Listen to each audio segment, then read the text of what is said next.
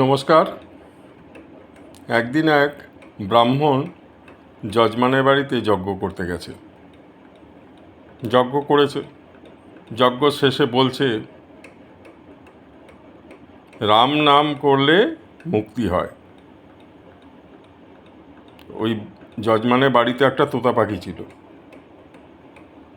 ওই তোতা বলছে পুরোহিত মিথ্যে কথা বলছে। পুরোহিত তো পণ্ডিত মশাই অপস্থিতে পড়ে গেছেন, যাই হোক চলে গেছেন। তো উনি গিয়ে ওনার যে গুরু তাকে জিজ্ঞেস করছে যে গুরুদেব এরকম এরকম ব্যাপার, তোতা এরকম বলছে। ঠিক আছে, আমাকে নিয়ে চলো, দেখি কি ব্যাপার। গুরুদেব গেছে, গিয়ে আবার সেই যজ্ঞ করেছে। ওর শিষ্য আবার বলেছে রাম নাম করলে মুক্তি হয়। আবার তোতা বলেছে যে পুরোহিত মিথ্যে কথা বলছে।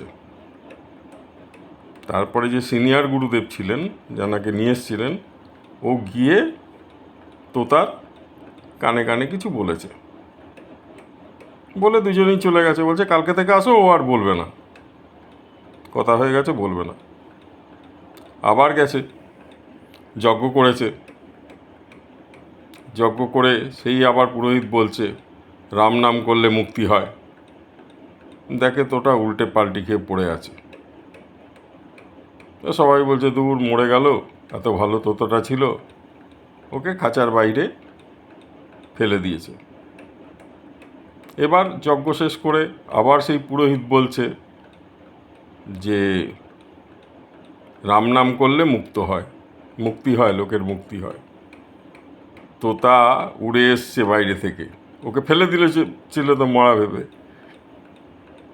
ফিরে এসছে আর বলছে না, রাম নাম করলে মুক্তি হয় না, ভালো গুরু মিললে তবেই তার মুক্তি হয়। কারণ সেই একমাত্র এই নামের ভেদ জানে।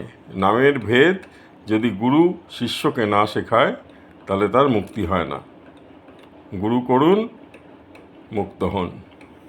রাধে রাধে।